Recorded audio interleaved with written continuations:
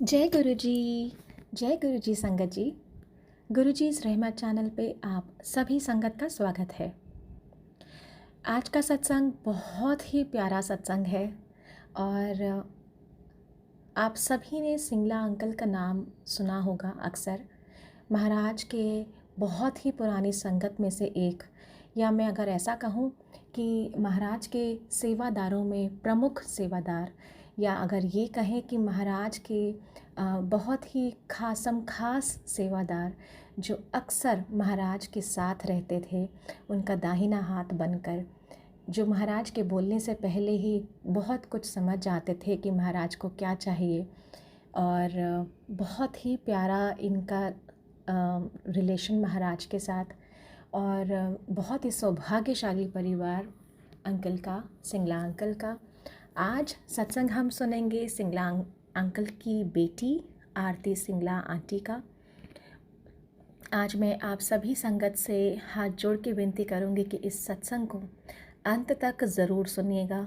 बहुत ही दुर्लभ सत्संग है और मैं दावे के साथ कह सकती हूँ कि आपने आज तक ऐसा सत्संग नहीं सुना होगा। हम सभी संगत अक्सर कल्पना करती है कि कैलाश का पर्वत कैसा होता है, कैलाश पे महादेव कैसे बैठते हैं। कैलाश किसी ने देखा तो नहीं है, लेकिन हम सब कल्पना ही कर सकते हैं। आज का सत्संग आप सभी को एक काल्पनिक दृष्टि से कैलाश पर्वत के दर्शन कराएंगे। कैसे महाराज ने सिंगला आंटी की बेटी को बड़े मंदिर में ही कैलाश के दर्शन करा दिए। बहुत बहुत ही अद्भुत सत्संग है संगत जी, इसको बिल्कुल मिस मत कीजिएगा और जितना हो सके इस सत्संग को बाकी संगत तक साझा कीजिए, ताकि सभी को इस सत्संग का सुनने का सौभाग्य मिले। इस सत्संग की ब्लेसिंग्स बाकी संगत तक भी साझा कीजिएगा। और चैनल पे नए हैं, सब्सक्राइब ज़रूर कीजिएगा। बहुत आभारी हूँ आप सभी के प्यार और आशीर्वाद के लिए, जो भी आप इस सत्संग के माध्यम से हमें देते हैं। चलिए सुनते हैं आरती सिंगला आंटी का सत्संग। जय गुरु जी, शुक्राना गुरु जी। किसी भी लैंग्वेज में, किसी भी वोकेबलरी में कोई ऐसे वर्ड्स हैं जो गुरुजी को कॉम्प्रिहेंसिवली डिस्क्राइब कर सकते हैं। गुरुजी की महिमा इतनी ज्यादा है, गुरुजी की पावर्स इतनी ज्यादा हैं और हमारे गुरुजी का प्यार अपनी संगत के लिए इतना अथाह है कि उसको डिस्क्राइब किया ही नहीं जा सकता। लेकिन जितना भी गुरुजी मुझे सामर्थ्य बख्शेंगे उसके अकॉर्डिंग मैं अपना करना चाहूंगी सत्संग गुरुजी का। गुरुजी के साथ जो भी एक्सपीरियंसेस हुए हैं मैं आप सबके साथ आज शेयर करना चाहूंगी।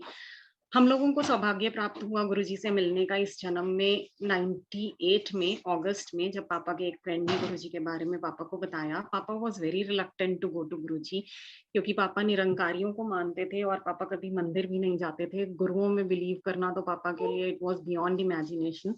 But uncle kept insisting and papa had to go one day just to oblige his friend. Nothing more than that. पापा ने कहा चलो ठीक है, बहुत पीछे पड़े हुए हैं, इनको oblige करने के लिए मैं एक बार चला जाता हूँ, उसके बाद तो कभी जाना है ही नहीं गुरुजी के पास। But when papa came back from Guruji's place the first day, he was so overwhelmed and he was so happy. और हम लोगों को भी इतनी ज़्यादा हैरानी हुई संगत जी, क्योंकि पापा का रूटीन था 8 ओ क्लॉक पापा used to be in bed, पापा used to sleep at 8 in the night. और सुबह जल्दी उठ के फैक्ट्री वगैरह स्टार्ट करनी होती थी, तो पापा हमेशा 8 बजे तक सो जाया करते थे। और उस दिन जब पापा गुरुजी के पास गए फर्स्ट डे, पापा came back around 1:30 at night, next day early morning you can say. हम लोग बहुत ही ज़्यादा परेशान हो रहे थे, क्योंकि उन दिनों मोबाइल फ़ोन्स भी नहीं होते थे and we were not expecting कि पापा would be so late. We were all awake, me, my brother and my mom. We were desperately waiting for पापा, not knowing what to do, कैसे contact करें पापा को। एनीवे व्हेन पापा came back at 1:30, mom was sort of angry with him. मम्मा ने कहा कि कहाँ थे आप? पापा कहते बता के तो गया था कि गुरुजी के पास जा रहा हूँ। मम्मा ने कहा ठीक है बता के गए थे, लेकिन कोई टाइम लिमिट भी होती है, ये कोई टाइम है घर वापस आने का? एंड पापा वाज लाइक वहां पे तो जा अपनी मर्जी से सकते हैं, लेकिन आते तो गुरुजी की मर्जी से ही है। और ग्रेजुअली वी रियलाइज्ड कि जाते भी गुरुजी की मर्जी से ही हैं, जा भी नहीं सकते वहां पे अपने आप। But that came later on. तो फॉर दैट नाइट मम्मा ने बहुत सारे क्वेश्चंस एक साथ पापा से कर दिए कि कौन है, क्या होता है वहाँ पे, क्या किया आपने इतनी रात तक बैठ के। एंड पापा सेड कि बताता हूँ, 2 मिनट रुको। एंड पापा केम इनसाइड एंड पापा called up one of his friends. मम्मा ने कहा क्या हो क्या रहा है आपको, अभी तो आप गुरुजी के पास से आए हो, ठीक है आप गुरुजी के पास से अभी आए हो, लेकिन रात का 1:30 बज रहा है, ये तो सोच लो आपके फ्रेंड जिनको आप कॉल कर रहे हो वो तो सो रहे होंगे इस टाइम पे। पापा ने कहा आप चुप करो, मेरे को 2 मिनट बात करने दो। पापा ने जिनको कॉल किया था वो पापा के एक डीआईजी फ्रेंड थे, he was posted in Chandigarh that time. And he never used to pick up the phone, उनके कोई असिस्टेंट वगैरह ही फोन उठाता था, और रात को तो वो कॉर्ड ही डिस्कनेक्ट करके सोते होते थे, ये हमें उनका रूटीन भी पता था। But to our very amazement, he picked up the phone in very first ring that day। और पापा ने उनसे छूटते ही पूछा कि गुरुजी आपको याद कर रहे थे। And he jumped with Joy, he said अरे वाह तुमने गुरुजी को ढूंढ लिया, गुरुजी तो चंडीगढ़ से गए काफी देर हो गई है और उसके बाद हमें गुरुजी के वेयर अबाउट्स का कुछ पता ही नहीं था। This is a very good news that you have given me, और मैं कल सुबह ही आ रहा हूँ गुरुजी के दर्शन करने। फिर पापा ने फ़ोन रखा, उसके बाद मॉम से और हमसे बात करनी शुरू की पापा ने। तो हमने पूछा कि कैसा लगा वहाँ जाके? पापा ने कहा वो तो बहुत ही अलग-सा एक फीलिंग है, ऐसा कहीं होता ही नहीं है, पहली बार मुझे कोई ऐसी फीलिंग आई है। मतलब it is Guruji is totally different from rest of the world. हमने कहा ऐसा क्या हो गया आपको पहले ही दिन कि गुरुजी आपको इतने अच्छे लगने लग गए? पापा ने कहा कि गुरुजी ने मुझसे पूछा कि तुम चंडीगढ़ कब जा रहे हो? और ये बात तो मैंने अपनी फैमिली में भी डिस्कस नहीं की थी, तो गुरुजी को किसने बताया? मुझे लग रहा है कि गुरुजी को तो सब कुछ पता है और गुरुजी जान-ही-जान है।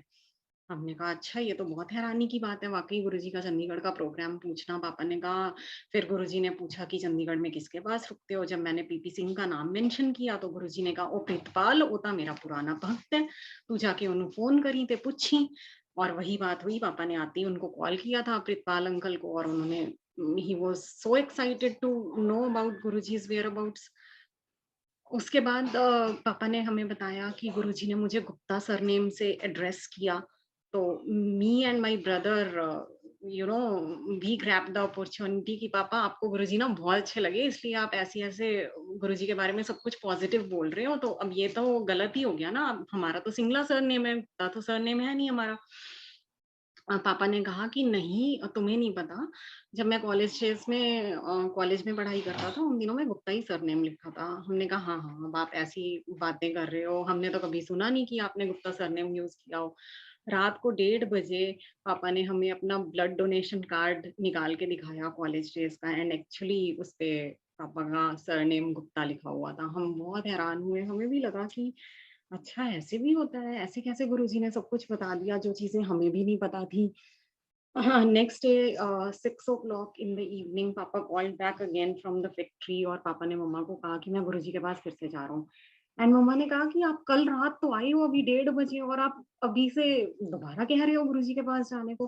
पापा ने कुछ सुना ही नहीं हमारी बात, और पापा ने फ़ोन रखा और पापा चले गए गुरुजी के पास। अब हम लोग पीछे से सोच रहे हैं कि इसका मतलब तो गुरुजी कोई बहुत बड़ी पावर है, क्योंकि पापा तो जल्दी-जल्दी किसी से इम्प्रेस होने वाले हैं नहीं। तो हमें भी ना गुरुजी के पास जाना चाहिए, और हम लोग यही प्लानिंग कर रहे थे पीछे से कि अगर पापा कल को कहेंगे ना कि मैं जा रहा हूँ गुरुजी के पास, हम बोलेंगे कि हमें भी लेके चलना। And that is precisely what happened संगत जी। थर्ड पापा का थर्ड डे और हमारा फर्स्ट डे हमें भी गुरुजी के पास जाने का सौभाग्य प्राप्त हुआ। जब हम जा रहे थे गुरुजी के वहाँ एम्पायर एस्टेट, तो जैसे ही आहूजा आंटी के घर की तरफ टर्न लिया, गुरुजी के मंदिर की तरफ टर्न किया, बहुत तेज़ फ्रेग्रेंस आ रही थी, बहुत तेज़ फ्रेग्रेंस आ रही थी। It was very strong fragrance. मम्मा ने कहा ये फ्रेग्रेंस कहाँ से आ रही है? अब पापा को भी ये नहीं पता था उस टाइम पे कि गुरुजी की फ्रेग्रेंस है। पापा ने सिर्फ इतना कहा कि गुरुजी के मंदिर से आ रही है ये फ्रेग्रेंस। मम्मा ने कहा बड़े हाई-फाई गुरुजी हैं, इतना परफ्यूम-शर्फ्यूम लगा के बैठते हैं। और इससे पहले कि मम्मा कुछ और बोलें, पापा ने कहा कि अच्छा ठीक है, हम पहुँच ही गए, जाके देख लेना कैसे गुरुजी हैं। अब हम जाते हैं, तो जो मेरी फर्स्ट फीलिंग थी गुरुजी को देख के, मुझे ऐसा लगा कि मैं गुरुजी को बहुत पहले से जानती हूँ और बहुत देर मैं गुरुजी से सेपरेटेड रही हूँ, और फाइनली आज आके दोबारा मुझे गुरुजी मिले हैं। At that tender age of 16 or 17 years, I never knew कि किसी से सेपरेशन की पेन क्या होती है। लेकिन उस दिन गुरुजी को देख के मुझे एकदम मेरे दिल में इतना दर्द हुआ कि गुरुजी आपने इतनी देर मुझे अपने से दूर रखा। And at the same time I was so overjoyed कि गुरुजी फाइनली आप मुझे वापस मिल गए। I was so happy also. And that lasted just for a couple of minutes. That trance lasted just for a couple of minutes, जब मुझे लगा कि गुरुजी बहुत जाने-पहचाने हैं, बहुत फ़ेमिलियर हैं, बहुत देर बाद गुरुजी से मिल रही हूँ। और जो टाइम मैं गुरुजी से दूर रही, it was too difficult for me and now I am very, very happy to meet him and to get him back. उसके बाद everything went to normal. I forgot everything. Guruji was a complete stranger to me. मुझे नहीं लगता कि उस रात मैंने गुरुजी के चरण स्पर्श किए। आई जस्ट ग्लांस्ड एट गुरुजी और वहाँ साइड पे जाके मैं बैठ गई। उसके बाद संगत जैसा सब कुछ चलता है, संगत जी वैसे ही चला। गुरुजी ने चाय प्रसाद दिया, अपने हाथों से प्रसाद दिया, लंगर प्रसाद करवाया हम लोगों को। सारे शब्द जो थे पंजाबी में चल रहे थे। Although I am born in Punjab but I had no link with Punjabi till then. मुझे कुछ समझ नहीं आ रहा था। Everybody was talking in Punjabi, all the shabads were going on in Punjabi. I barely understood a thing, लेकिन बहुत अच्छा लग रहा था। गुरुजी के साथ बैठकर वो पल जो हमें मिल रहे थे, बहुत अच्छे लग रहे थे। ऐसे लग रहा था कि यहाँ से जा ही ना उठ के। और उसके बाद संगत जी, उस फर्स्ट डे के बाद हमारा भी यही हाल हो गया जैसे पापा का था कि रोज़ जाना है, जल्दी जाना है, गुरुजी के बिना टाइम ही नहीं निकलता था। इतना मुश्किल लगने लगा गुरुजी के बिना टाइम गुज़ारना। स्कूल से आते थे, फटाफट होमवर्क करते थे कि जितनी जल्दी से खत्म कर सको कर लो, उसके बाद गुरुजी के पास जाना है। इतनी अटैचमेंट हो गई थी गुरुजी से वेरी फर्स्ट डे ही। इतना अच्छा लगता था वहाँ जाना। और हमने यही करना शुरू कर दिया actually. We started coming early and early and early. एक दिन हम लोग 5:30 बजे ही पहुँच गए। और उस टाइम पे गुरुजी अपना ट्राउज़र्स और शर्ट पहन के, स्पोर्ट शूज़ पहन के बाहर जा रहे थे सैर के लिए एम्पायर स्टेट से। Guruji saw us sitting in the front yard and Guruji asked पापा, "पिंगला एनी जल्दी किवें आ गया?" पापा ने कहा, "गुरुजी दिल ही नहीं लग रहा था, इसलिए थोड़ी जल्दी आ गए।" गुरुजी कहते, "ओ थोड़ी जल्दी, ये कोई टाइम है? सत्संग दा टाइम 8 बजे दा है, 8 बजे आया करो।" ये कह के गुरुजी चले गए सैर के लिए। हमने सोचा कि चलो गुरुजी जाते-जाते कुछ कह गए। It was just a passing remark. ठीक है, गुरुजी ने बोल दिया, बात खत्म हो गई। बट संगत जी, जो गुरुजी ने वो पासिंग रिमार्क दिया था कि 8 बजे आया करो, उसका इतना गहरा इम्प्लीकेशन था कि every single day after that we used to reach Empire State by 8। No matter how early we started from home, no matter how late we started from home, we always used to reach Empire State by 8। so much so कि संगत कहती थी कि घड़ियां मिला लो, Singla uncle की family आ गई तो 8 बज गए। ये कर दिया था गुरुजी ने। हम लोगों ने 4:30 बजे घर से निकल के देख लिया। We used to stay in Noida that time. 4:30 बजे घर से निकले, इतना ट्रैफिक जैम, इतना सब कुछ हौच पौच हो गया उस दिन। We reached at 8। उस दिन हमें लगा कि चलो गुरुजी रोज 8 बजे कहते हैं यार, एक दिन थोड़ा जल्दी पहुंच जाएंगे तो शायद गुरुजी हमें कुछ नहीं बोलेंगे। इस चक्कर में हमने थोड़ा जल्दी ट्राई करने की कोशिश की, but we couldn't reach before 8। It was exact 8 when we entered Empire State. And in the worst case scenario, one day some guests came over और उनके जाते-जाते हमें 7:30 हो गए घर से निकलने में। And we were like sure कि आज तो 8:30-9 बजे तक पहुंचेंगे Empire State. But to our utter amazement, हमें कोई लाइट रेड नहीं मिली रास्ते में, कोई येलो लाइट नहीं मिली। All the lights were green and roads were empty as if a prime minister और प्रेसिडेंट इज कमिंग। और we reached Empire State at it that day also. तो these are the implications of Guruji's words. कहते भी हैं कि महापुरुषों के जो शब्द होते हैं, महापुरुषों के जो वचन होते हैं, उनको पूरी कायनात जुट जाती है उनको सच करने में। And we experienced that actually. जो छोटी सी भी बात गुरुजी कह देते हैं, उसका सच होना बिल्कुल बिल्कुल यू नो होना ही निश्चित है। है, निश्चित है। वो टल नहीं सकता उसका सच होना। कभी वो झूठ नहीं हो सकते गुरुजी के वचन कोई भी। तो संगत जी ऐसे ही चलता रहा। गुरुजी ने फिर हमारे 3 दिन कर दिए। गुरुजी ने पापा को बुला के कहा कि 3 दिन आया करो हफ्ते में। हम लोग 3 दिन जाने लगे। एक दिन मम्मा को बुला के गुरुजी ने कहा कि बच्चों का ध्यान कम करो थोड़ा इस साइड से, और गुरुजी ने कहा कि बच्चों का हफ्ते में एक ही दिन आया करें, तुम लोग 3 दिन आया करो। तो मम्मा पापा started coming 3 days a week and we started coming only once a week. तो वो हम लोगों का ये नहीं था कि कनेक्शन कम हो गया था गुरुजी का वंस अ वीक आने से, भी उल्टा और कनेक्शन मुझे लगता है कि बढ़ ही गया था जब गुरुजी ने हमारा डे फिक्स किया था। हम लोग हमेशा ही इसी उसमें रहते थे कि कब वो दिन आएगा जिस दिन हमें गुरुजी के यहाँ जाने का मौका मिलेगा। और गुरुजी की फ्रेग्रेंस इतनी ज्यादा आती थी, स्कूल में, घर पे, हर जगह गुरुजी की फ्रेग्रेंस का एहसास होता था। ऐसे लगता था कि गुरुजी हर पल हर श्वास हमारे साथ है। बहुत अच्छा लगता था। एक बार गुरुजी ने मुझे हम गुरुजी प्रसाद बाँट रहे थे अपने हाथों से, मैं लाइन में लगी हुई थी, जब मेरी बारी आई प्रसाद लेने की, गुरुजी ने मुझसे पूछा कि केड़ी क्लास च पढ़दी हैं? मैंने कहा गुरुजी 11th में। गुरुजी ने कहा केड़े सब्जेक्ट ले रखे हैं? मैंने कहा गुरुजी कॉमर्स। गुरुजी कहते क्रेडिट कंट्रोल की हुंदा है। And that was something I was not expecting at all कि गुरुजी मेरे से पूछ रहे हैं क्रेडिट कंट्रोल क्या होता है?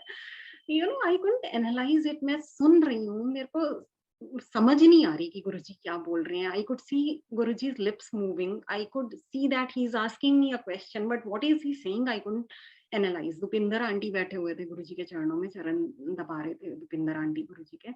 दुपिंदर आंटी ने, मैंने गुरुजी से दोबारा पूछा, मैंने कहा गुरुजी क्या? गुरुजी कहते क्रेडिट कंट्रोल की हुंदा है। I still stood there blank. Dupinder aunty ने मुझे कहा गुरुजी पूछ रहे हैं क्रेडिट कंट्रोल क्या होता है? And I was like credit control. और ऑल्दो आई न्यू कि क्रेडिट कंट्रोल क्या होता है, I couldn't utter a word in I couldn't utter a word in front of Guruji. मुझे समझ ही नहीं आया क्या बोलूं। एंड गुरुजी टोल्ड मी जा पढ़िया कर। And I came back very disappointed. I came out. मैंने मम्मा को बताया कि मम्मा ऐसे गुरुजी ने ना मुझे क्रेडिट कंट्रोल पूछा, and I couldn't answer although I knew the answer, I couldn't answer. मम्मा ने कहा कोई बात नहीं, गुरुजी जो भी बात करते हैं, गुरुजी ने तुझसे बात तो की, यही बहुत बड़ी बात है। और गुरुजी जो भी करते हैं ना उसमें कोई बहुत डीप मीनिंग होता है। तो तुम अब ध्यान दो थोड़ा सा इकोनॉमिक्स पे ज्यादा इस साल। गुरुजी ने इकोनॉमिक्स का क्वेश्चन पूछा है, तो you should be more sincere in that subject now onwards. I said okay. I took that advice and संगत जी, यू वोंट बिलीव, पूरा साल हमारे स्कूल में इकोनॉमिक्स की टीचर नहीं आई। जो भी टीचर अरेंज होती थी वो 2-3 दिन आके छोड़ के चली जाती थी फॉर सम रीजन और the other. And when the final result came for that year, I scored 97 in economics because Guruji had asked me that question and Guruji had told me in advance कि economics पे ज़्यादा ध्यान दो। I scored 97 and the score that was एक जो next student का score था मेरे से नीचे वाला score, that was 63 only। तो we can all see the difference कि गुरुजी किस तरह से अपनी संगत की हेल्प करते हैं।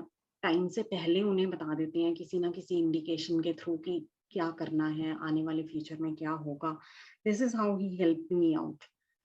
अब मैं एक थोड़ा सा फनी सत्संग शेयर करती हूँ जो गुरुजी का फर्स्ट फोन कॉल आया था। गुरुजी ने एक बार मैं स्कूल से आई थी, ऐसी बैठी हुई थी सोफे पे, and suddenly the landline wrong. I picked up the phone. Guruji said Singla किथे है? And I was least expecting कि गुरुजी कभी किसी को फोन भी करते होंगे। I had never heard that. हमें बताने वाला, गुरुजी के बारे में भी बताने वाला कोई नहीं था। There was no literature present. संगत को आपस में बात करना अलाउड नहीं था। गुरुजी कुछ एक आध सत्संग सुनवाते थे जो वो अपनी आज्ञा से सुनवाते थे, अपने पास खड़े करवा के संगत को सुनवाते थे। And that is all we knew about Guruji. मैंने कभी वाइल्डेस्ट ऑफ ड्रीम्स में भी नहीं सोचा था कि गुरुजी खुद भी कभी संगत के घर पे किसी को फोन करते होंगे या व्हाटएवर। तो आई टुक इट वेरी कैजुअली। मैंने कहा पापा तो बाहर गए हैं, आप कौन बोल रहे हैं? गुरुजी सेड अगेन, हाँ किथे गया Singla? And I was like आप बोल कौन रहे हैं? एंड सडनली गुरुजी सेड गुरुजी बोल रहा हूँ। And I was Guruji. And I literally through the receiver onto my mom who was standing across the table। और मम्मा ने कहा क्या हो गया? मैंने कहा मम्मा गुरुजी का फोन है। और मम्मा ने बात की, गुरुजी से फोन रखा। उसके बाद मम्मा ने मुझसे पूछा तेरे को हुआ क्या है? Why are you looking so pale? मैंने कहा मैंने इतनी बदतमीजी से बोला, आप बोल कौन रहे हैं? मम्मा ने कहा कोई बात नहीं, गुरुजी को सब पता होता है। तुझे कौन-सा पता था कि गुरुजी का फ़ोन है? मैंने कहा मैं तो कभी सोच भी नहीं सकती थी कि गुरुजी भी किसी को फ़ोन करते होंगे, मतलब this is something that I was not expecting. Guruji का व इतने सेवादार हैं, वो किसी भी सेवादार को भी कह सकते थे, and talking to me over the phone was like a very big surprise for मी।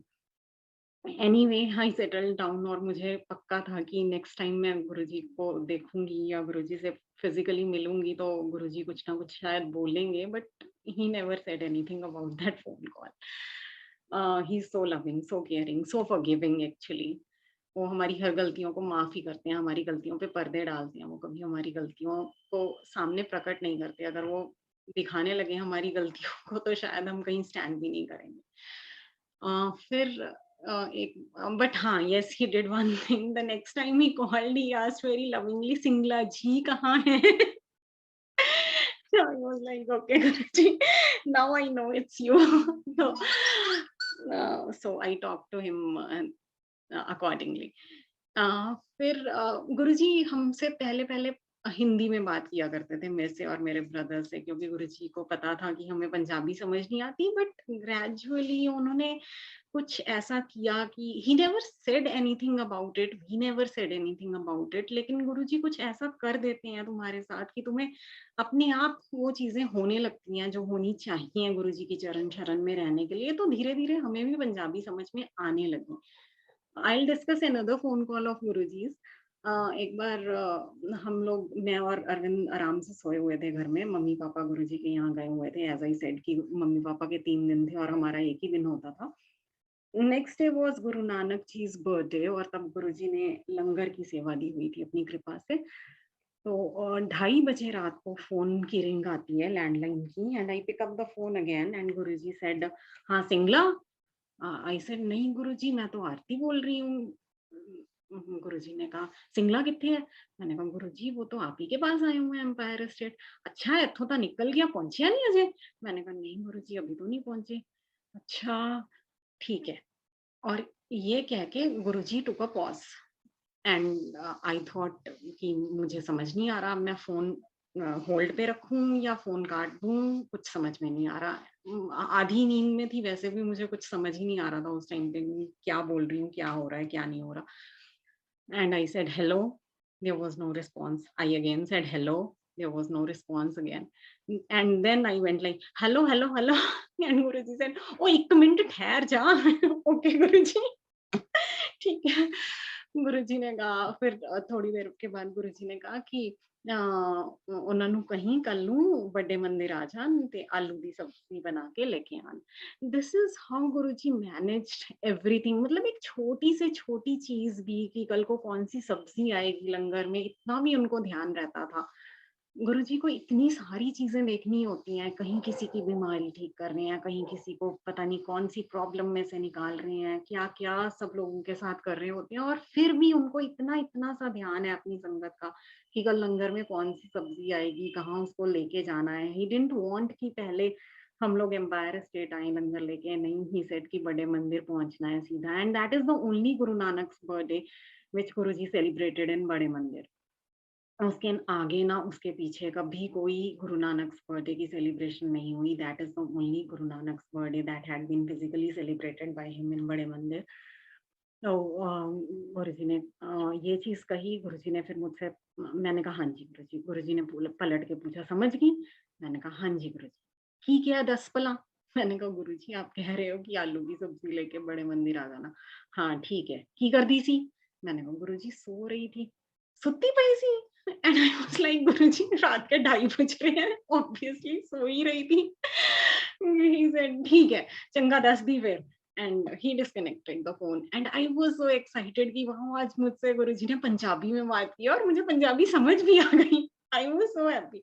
तो मुझे नींद तो आनी ही नहीं थी जब तक मम्मी-पापा आ नहीं जाते और मैं उनको बता नहीं देती कि ऐसा कुछ हुआ आज।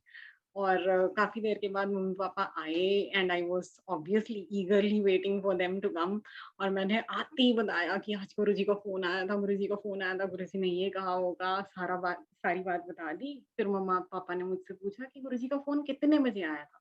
मैंने कहा, मैंने क्लॉक देखा था, उस टाइम पे 2:30 बज रहे थे। मम्मी-पापा कहते, 2:25 पे गुरुजी ने हमें एम्पायर स्टेट से आज्ञा दी है और 2:30 गुरुजी तुझसे फ़ोन करके पूछ रहे हैं कि पहुँची नहीं शिमला अजे ताईं। तो इसका मतलब गुरुजी ने जस्ट तुझे ब्लेस करने के लिए फ़ोन किया था कि एनीवे ही नोज़ कि हम कहाँ पे हैं, कहाँ पे नहीं हैं। तो उस टाइम तो उनको पक्का ही पता था कि अभी तो मेन गेट तक ही पहुँचे होंगे। So this is how Guruji showers his love and blessings on his Sangat. No matter what your age is, no matter how limited your intellect is, no matter how limited your resources are, उनके प्यार करने के तरीके और उनके bless करने के तरीके लिमिटलेस हैं, काउंटलेस हैं, इनफाइनाइट हैं। गुरुजी जैसा कोई हो ही नहीं सकता। एक और छोटा-सा इंसिडेंट शेयर करूँगी आपके साथ कि एक बार मम्मी-पापा जा रहे थे एम्पायर स्टेट हम लोग फर्स्ट फ्लोर पे रहते थे and I shouted from the first floor हम मन तो हमेशा ही करता था कि मम्मी-पापा जा रहे हैं, काश हम भी साथ जा सकते गुरुजी के। लेकिन क्योंकि आज्ञा नहीं थी तो पता ही था कि चलो ठीक है, रहना ही है घर पे।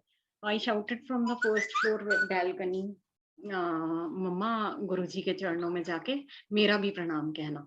मम्मा ने कहा ठीक है and they went came back late at night we were still awake me and my brother और आते ही हमने वही अपने नॉर्मल से क्वेश्चंस जो होते थे हमेशा हमारे पास गुरुजी ने कौन सा चोला पहना था आज लंगर में क्या था गुरुजी ने कोई बात की या नहीं की और मम्मा ने कहा कि नहीं बात एज सच तो आज कुछ हुई नहीं गुरुजी से लेकिन हाँ एक थोड़ी सी डिफरेंट बात ये हुई कि जब मैं आज्ञा लेने गई गुरुजी को माथा टेकने गई तो गुरुजी ने मुझे कहा प्रणाम। गुरुजी तो कभी कुछ नहीं बोलते, गुरुजी सिर्फ हैंड्स फोल्ड कर देते थे संगत को देख के, पर बोलते तो कुछ नहीं थे इस तरह से। तो मम्मी ने कहा कि मुझे बहुत अलग-सा लगा आज कि गुरुजी ने प्रणाम क्यों कहा और ये चीज़ सुनने की देर थी संगत जी, I started jumping with joy. मम्मा ने कहा, "अब तुझे क्या हो गया?" मैंने कहा, "मम्मा आप भूल गए आपको जाते हुए मैंने कहा था कि गुरुजी के चरणों में मेरा भी प्रणाम कहना, गुरुजी ने मुझे रिप्लाई भेजा है।" मम्मा कहते, "ओह माय गॉड! मैं तो भूल ही गई थी।" वैसे भी एम्पायर स्टेट जाके गुरुजी के दर्शन होते ही हम सब कुछ भूल जाते थे। We used to go blank totally तो मम्मी कहते मैं तो भूल गई थी लेकिन गुरुजी ने याद रखा और गुरुजी ने उसका रिप्लाई भेजा तुझे खुश करने के लिए, ये भी दिखाने के लिए कि हाँ, मैं सब कुछ जानता हूँ, तुम्हारा एक-एक भाव मुझ तक पहुँचता है। तो गुरुजी संगत जी भाव के ही भूखे हैं, उनको भाव चाहिए संगत का। हम एक एक कदम गुरुजी की तरफ बढ़ते हैं तो गुरुजी ना जाने कितने कदम हमारी तरफ बढ़ के आते हैं। और इसका एक और बहुत बड़ा एग्जाम्पल है मेरे पास कि 2002 की बात है समर्स की, बहुत गर्मी पड़ रही थी उस साल, दिल्ली में बहुत ज़्यादा गर्मी थी। हम लोग बड़े मंदिर में थे, कुछ सेवा कर रहे थे और सेवा करते-करते पसीने से तरबतर हो रहे थे हम लोग। और ऐसे ही सडनली बैठे-बैठे मेरे मन में पता नहीं क्या आया, मैंने कहा गुरुजी, आप तो कैलाश पे रहते हो, आपको क्या पता दिल्ली में कितनी गर्मी पड़ रही है। आप कैलाश की थोड़ी-सी ठंड इधर भी भेज दो। और ये कह के मैं भूल गई। मैं तो भूल गई लेकिन गुरुजी ने उसको याद रखा। कुछ दिनों के बाद मुझे वो चीज़ रियलाइज़ हुई कि गुरुजी ने उस बात को रखने के लिए कितनी अपनी शक्ति लगा दी, कितनी अपनी पावर लगा दी। ये बात है 26th मई संडे की। आज्ञा देते हुए गुरुजी ने हमें हमारी फैमिली आज्ञा लेने गई थी गुरुजी से। पापा को पूछा कि अरविंद कल छुट्टी है, ऑल्दो इसकी छुट्टी नहीं थी कॉलेज से, ये he had college next day but still he felt कि गुरुजी पूछ रहे हैं तो कोई बहुत बड़ी बात होगी, सो ही सेड कि हाँ जी गुरुजी छुट्टी है। तो पापा ने गुरुजी को बोल दिया कि हाँ जी अरविंद छुट्टी है। गुरुजी ने कहा चंगा कल बड़े मंदिर चले जाइए। So on 27th May we reached Bade Mandir. सारा कुछ नॉर्मल चलता रहा, जो भी गुरुजी ने आदेश दिया था हमने वो आदेश निभाने की कोशिश की to the best of our abilities. शाम को तकरीबन 5:30 बजे हम लोगों ने सोचा कि चलो अब घर चलते हैं। As usual it was a very hot summer day. तो 5:30 बजे जब हमने सोचा कि चलो घर चलते हैं, सडनली एवरीथिंग स्टार्टेड चेंजिंग। उसके बाद संगत जी जो भी हुआ it's beyond explanation. It was beyond the scientific limits, it is beyond any sort of explanation that we have.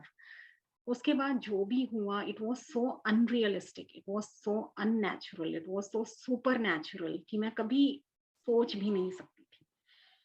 5:30 बजे अचानक से पूरा स्काई डार्क क्लाउड्स से कवर हो गया। हमने सोचा कि अच्छा बारिश होएगी, अच्छी खासी बारिश होगी लग रहा है आज तो, क्योंकि इतनी डार्क क्लाउड्स हैं, तो इससे पहले कि बारिश स्टार्ट हो जाए हम लोग घर के लिए निकलते हैं। घर पहुँच preferably we should reach home before the rain starts. लेकिन इतने में ताऊ जी आते हैं। उस टाइम पे बड़े मंदिर में 3 मेन सेवादार हुआ करते थे। एक बड़े माली, एक छोटे माली और एक ताऊ जी, जो एक ही गाँव के थे, और वही तीनों मिलके बड़े मंदिर की पूरी देख-रेख किया करते थे। बड़े माली भैया और छोटे माली भैया की फैमिलीज़ भी उनके साथ थी। ताऊ जी आके मम्मा को बोलती हैं कि आंटी इतना अच्छा मौसम हो गया, आज तो पकौड़े-शकौड़े हो जाएँ। मम्मा ने कहा चलो ठीक है, हमने तो घर ही जाना है, क्या फ़र्क पड़ता है? ठीक है, पकौड़े बना लेते हैं पहले। तो मम्मा ने लंगर वाली किचन में जैसी तैयारी की पकौड़े बनाने की, तो मम्मा रियलाइज़ कि रिफाइंड ऑयल नहीं है। तो मम्मा ने मुझे आवाज़ लगाई, मम्मा ने मुझे कहा कि जा माली भैया के कमरे से रिफाइंड ऑयल ले आ। और मुझे लगा कि चलो ठीक है, मैं रिफाइंड ऑयल लेने चली जाती हूँ। मैं गुरुजी वाले गार्डन से होती हुई, वो जो झूले वाली साइड वाला गार्डन है, वहाँ से वॉटरफॉल के सामने से होती हुई ऑयल लेने जा रही थी, तो रास्ते में मुझे शिव जी की मार्बल वाली मूर्ति दिखाई दी पीछे से। अब मैंने सोचा कि मार्बल वाली मूर्ति के माथा ही टेक के चलती हूँ, फाउंटेन वाली मूर्ति के आगे माथा ही टेक के चलती हूँ। संगत जी ऐसे ही करते थे हम लोग, सारा दिन मंदिर में रहते थे जब तो गुरुजी की कृपा से इधर-उधर सेवा कर रहे होते थे। कभी किसी मूर्ति पे माथा टेक लिया, कभी किसी कहीं आसन के सामने जाके माथा टेक लिया, कभी कुछ कर लिया, कभी कुछ कर लिया। तो ऐसे ही मुझे लगा कि चलो जा ही रही हूँ तो शिव जी को सामने से माथा टेकती हुई चली जाती हूँ। तो मैं घूम के फाउंटेन वाली मूर्ति के फ्रंट साइड पे आती हूँ, और जैसे ही मैंने शिव जी के फ्रंट साइड से दर्शन किए संगत जी, मैं तो वहीं खड़ी की खड़ी रह गई, क्योंकि शिव जी के एक्सप्रेशंस टोटली चेंज थे। शिव जी इतना स्माइल कर रहे थे, इतना स्माइल कर रहे थे कि मैंने उनकी वो वाली स्माइल आज तक देखी नहीं दोबारा। हम लोग गुरुजी की कृपा से काफ़ी फ्रीक्वेंटली बड़ा मंदिर विज़िट करते थे, लेकिन ऐसी स्माइल मैंने शिव जी के फेस पे कभी नहीं देखी थी। उनकी इवन आईब्रोज़ जो थी वो फ्लैटन आउट हो गई थी। What we call an ear to ear smile that he was carrying on his face that day. His eyes were smiling, everything, every part on his face was smiling that day. And I was taken aback. I said ये तो मैंने कभी नहीं देखा नज़ारा, ये कैसे हो गया? हम सुबह से यही हैं, सुबह से भी मैंने ऐसा कुछ नहीं देखा। अचानक से मूर्ति के एक्सप्रेशंस कैसे बदल गए? एनीवे आई वेंट टू बड़े माली भैयाज़ रूम। बड़े माली भैया का रूम वो होता था जो आज ऑफ़िस बना हुआ है मंदिर में। मंदिर का मेन गेट एंटर करते ही जो फर्स्ट कंपाउंड आता है, वो पहले बड़े माली भैया का रूम हुआ करता था, जो आजकल ऑफ़िस कंपाउंड बना है। वहाँ तक मैं पहुँची, वहाँ से मैंने ऑयल लिया and I went back from the other side, और दूसरे बड़े गार्डन से होते हुए मैं मम्मा के पास पहुँचती हूँ, और मैं मम्मा को बताती हूँ कि मम्मा, वो जो शिव जी की फाउंटेन वाली मूर्ति है ना, उनके एक्सप्रेशंस चेंज हुए हुए हैं। मम्मा कहते हैं, आरती तेरा ना दिमाग खराब हो गया। तुम बहुत छोटे हो अभी बच्चे, और सारा दिन गुरुजी के बारे में सुनते रहते हो, गुरुजी के बारे में बोलते हो, गुरुजी के बारे में सोचते हो, सत्संग ही सत्संग चलते रहते हैं, और तेरा सीरियसली दिमाग खराब हो गया। अगर मूर्ति के एक्सप्रेशंस चेंज होंगे भी, तो वो साधु संतों को दिखाई देंगे, हम जैसों को कहाँ दिखाई देंगे? हम तो सोचते भी पाप हैं, हम बोलते भी पाप हैं, हम करते भी पाप हैं। हम जैसे पापियों को, घड़ी-घड़ी पाप करने वाले गंदे लोगों को एक्सप्रेशंस दिखाई देंगे तेरे ख्याल से? और मुझे भी लगा कि कह तो मम्मी सही रही हैं, अगर एक्सप्रेशंस चेंज होते भी होंगे, तो वो बहुत हाई लेवल के महापुरुषों को दर्शन होंगे, हम जैसों को कैसे दर्शन हो सकते हैं? मैंने कहा चलो ठीक है। चलिए, गुरुजी की कृपा से हमने पकौड़े वगैरह बनाए, उसके बाद पकौड़े बनाकर हम लोग बाहर की साइड आके बैठ गए, जस्ट किचन के। और 2 गेस्ट रूम्स बने हुए थे उन दिनों, जो आज नहीं है, वो गुरुजी ने टेम्परेरीली ही बनवाए थे कुछ सालों के लिए। वहाँ उनके बीच में एक लॉबी टाइप हुआ करती थी, एक पैसेज टाइप हुआ करता था किचन के, लंगर वाली किचन और 2 गेस्ट रूम्स के बीच में, और हम वहीं पे बैठ गए, ताऊ जी, छोटे लाल भैया और हम चारों। बड़े माली भैया को गुरुजी का फ़ोन आ गया था कि तुम एम्पायर स्टेट आ जाओ, तो बड़े माली भैया had already left for Empire State on his scooter. हम लोग 6 लोग वहाँ पे बैठे हुए थे। अब संगत जी हो क्या रहा था कि पूरी स्काई क्लाउड्स से बिल्कुल ब्लैक हो चुकी थी। पूरा मंदिर में ब्लैकआउट हो चुका था, क्योंकि मंदिर आउटस्कर्ट्स में था उस टाइम पे, मंदिर के आस-पास कुछ भी नहीं हुआ करता था बियाबान जंगल के अलावा। और जैसे ही थोड़ा-सा भी वेदर खराब होता था, तो इलेक्ट्रिसिटी डिपार्टमेंट का सबसे पहला यही काम होता था कि वहाँ पे इलेक्ट्रिसिटी कट लगा दिया जाता था, क्योंकि कोई भी शॉर्ट सर्किट हो जाता था, तो उसकी रिपेयर्स के लिए उनको बहुत एफर्ट करनी पड़ती थी फिर। तो उन्होंने इलेक्ट्रिसिटी कट लगा दिया था, मंदिर में कोई लाइट नहीं थी और बड़े माली भैया जाने से पहले मंदिर का एक-एक रूम, एक-एक विंडो बंद करके गए थे, क्योंकि एज़ एक्सपेक्टेड कि बहुत अच्छी वाली बारिश होने वाली है, तो सारा कुछ बंद ही होना चाहिए to be on the safe side. और वैसे भी हमारी तो सेवा कंप्लीट हो ही चुकी थी। उन्होंने कहा कि आप भी अब घर जाओगे तो मैं पूरा मंदिर लॉक करके ही जाता हूँ। ही लॉक्ड द होल टेम्पल। सारी लाइट्स तो थी नहीं, लाइट इसीलिए बिल्कुल डार्क ही था सब कुछ। स्काई में भी डार्क क्लाउड्स थे, बिल्कुल अंधेरा था। संगत जी, हमारे शिवलिंग की, जो गुरुजी का मंदिर का शिवलिंग है, उसकी एक बहुत बड़ी खास बात ये है कि उसको आगे से फ्रंट साइड से शिवलिंग को जब भी देखो, शिवलिंग के पीछे कभी अंधेरा नहीं होता। शिवलिंग के पीछे हमेशा एक, शिवलिंग के आसपास हमेशा एक ऑरा रहता है, व्हाइट लाइट का ऑरा, जो बहुत ब्राइट ऑरा है। कोई भी टाइम हो, रात के 12 बज रहे हो, रात के 2 बज रहे हो, सुबह के 4 बज रहे हो, शिवलिंग हमेशा विजिबल रहता है बिकॉज़ ऑफ दैट ऑरा। शिवलिंग का कलर ब्लैक हो या ग्रे हो, डज़न्ट मैटर, शिवलिंग के पीछे वो ऑरा हमेशा उसकी विजिबिलिटी बनाए रखता है। शिवलिंग के पीछे हमेशा उजाला होता है, शिवलिंग के आस-पास हमेशा उजाला होता है। अगर फ्रंट से देखें तो। लेकिन अगर यही शिवलिंग हम पीछे से देखते थे, तो शिवलिंग बिल्कुल ब्लैक बैकग्राउंड में मर्ज हो जाता था। पीछे से देखने पर शिवलिंग का वो ऑरा नहीं नज़र आता था। पीछे से अगर शिवलिंग को डार्क बैकग्राउंड के टाइम देखा जाए, आधी रात को देखा जाए या क्लाउड स्टडेड स्काई के साथ देखा जाए, तो शिवलिंग नज़र नहीं आता था। It used to get merged in the background, black background. उस टाइम भी यही हो रहा था। हम 6 लोग वहाँ हम बैठे हुए थे बरामदे में, पीछे वाले में, और हमें शिवलिंग बिल्कुल नज़र नहीं आ रहा था, लेकिन गुरुजी चाहते थे कि हम शिवलिंग को देखते रहें, तो इसलिए लाइटनिंग हो रही थी उस रात, बहुत ज़्यादा लाइटनिंग हो रही थी। कभी इधर से लाइटनिंग की एक स्ट्रीक, कभी उधर से लाइटनिंग की एक स्ट्रीक, लेकिन थंडर नॉइज़ बिल्कुल नहीं थी। Although we could hear thunder from far off places, हमें अच्छा भला पता चल रहा था कि दिल्ली में जगह-जगह लाइटनिंग हो रही है और उसकी बहुत थंडर नॉइज़ हमारे कानों तक भी पहुँच रही थी। लेकिन मंदिर के प्रेमिसेस के अंदर जितनी लाइटनिंग थी, वो टोटली साउंडलेस थी। बिल्कुल एक भी आवाज़ नहीं आ रही थी उसकी। हम हैरान भी हो रहे थे कि लाइटनिंग रेयरली ऐसे साउंडलेस होती है, और बहुत ही मज़ा भी आ रहा है। ऐसे लग रहा है कि भगवान जी फोटोग्राफ्स क्लिक कर रहे हैं। हम ये बात कर रहे थे आपस में कि इतना अच्छा लग रहा है। और जैसे ही लाइटनिंग स्ट्रीक आती थी, तो हमें शिवलिंग दिखाई देता था। वो नज़ारा बहुत ही अच्छा लग रहा था। बारिश हो रही थी ज़ोरों-शोरों से, और शिवलिंग सब कुछ डार्क होते ही शिवलिंग डार्क हो जाता था, और जैसे ही लाइटनिंग आती थी, तो शिवलिंग विज़िबल हो रहा था और बहुत अच्छा लग रहा था हम 6 को। हम 6 के 6 लोग कंटीन्यूअसली शिवलिंग की तरफ देखे जा रहे हैं, चाहे अंधेरा है और चाहे वो लाइटनिंग में चमक रहा है, हमारा ध्यान पूरा का पूरा शिवलिंग, 6 लोगों का।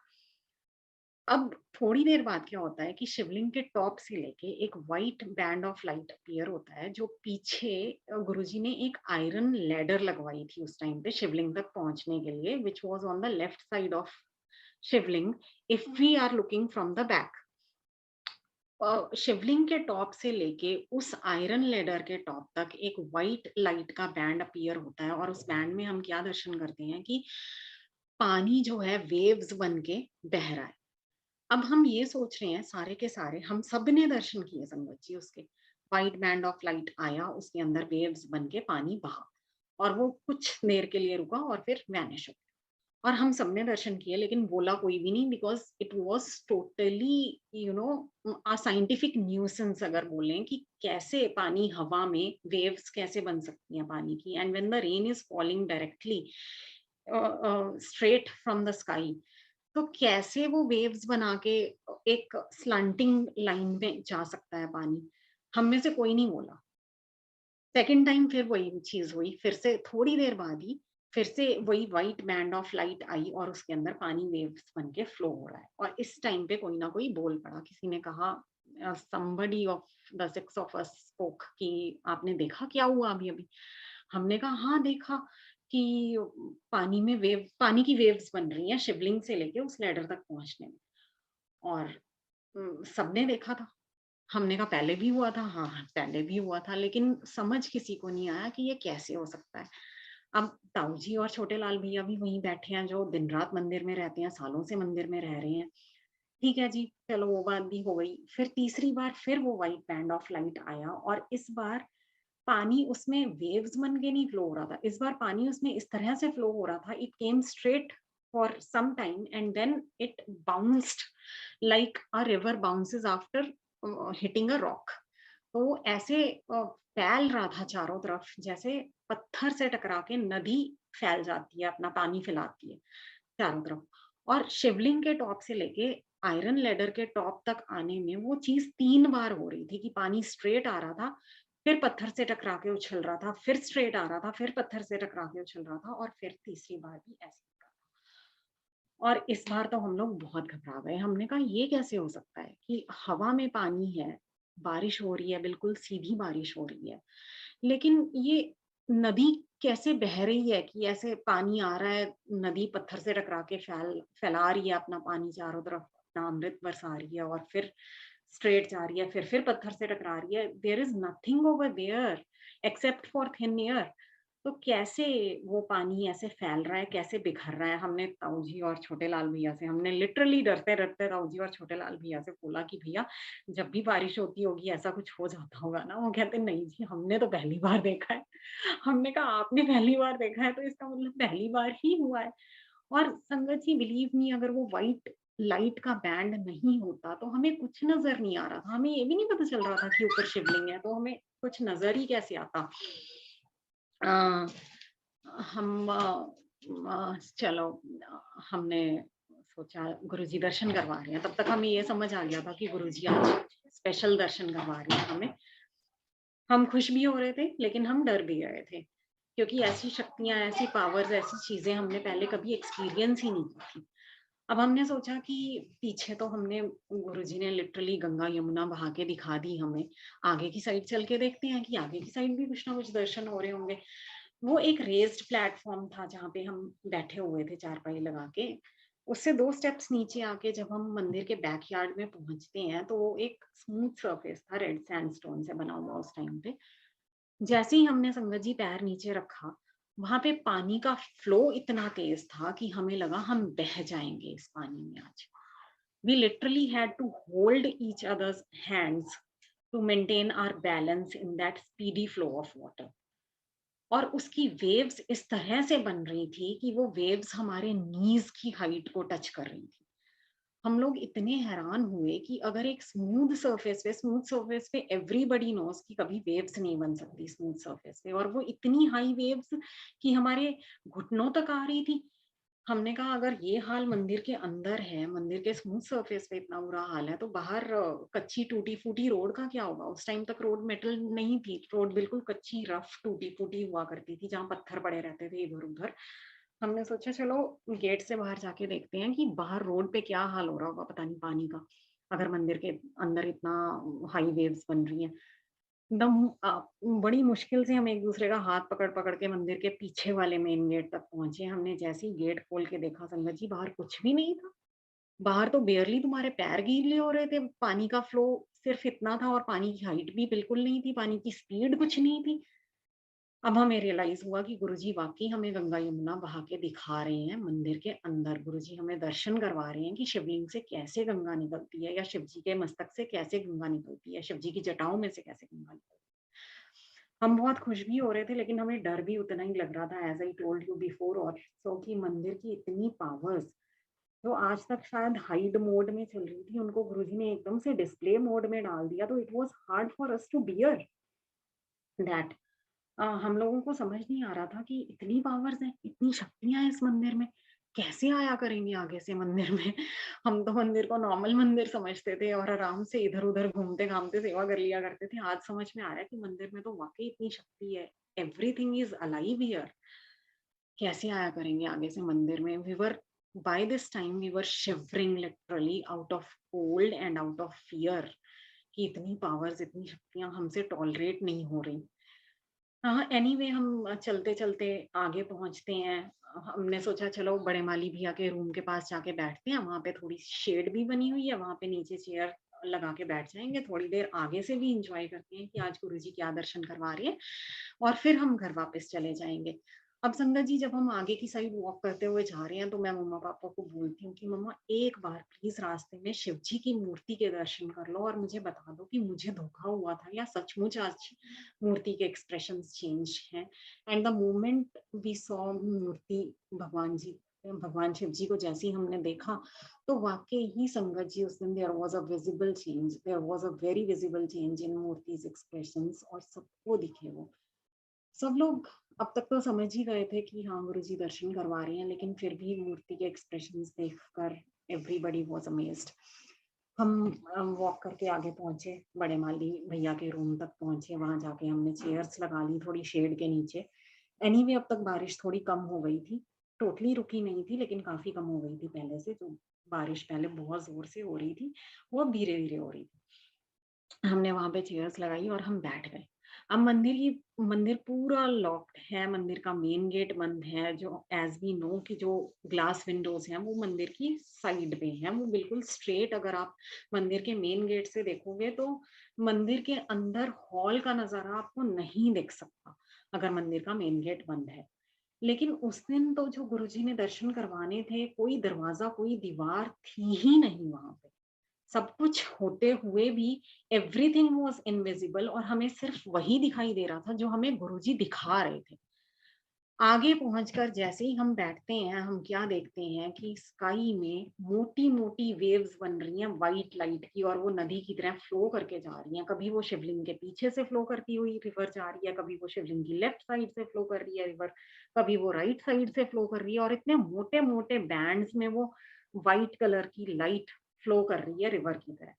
अब लाइटनिंग कभी ऐसे हो ही नहीं सकती। अगर हम सोचें लॉजिकली, लाइटनिंग कभी ऐसे नहीं होती। एक पतली सी स्ट्रीक आती है and that is also zigzag waves की फॉर्म में। मोटे मोटे व्हाइट लाइट के बैंड्स कभी नहीं हो सकते स्काई में, लेकिन गुरुजी ने उस दिन हमें दर्शन करवाए।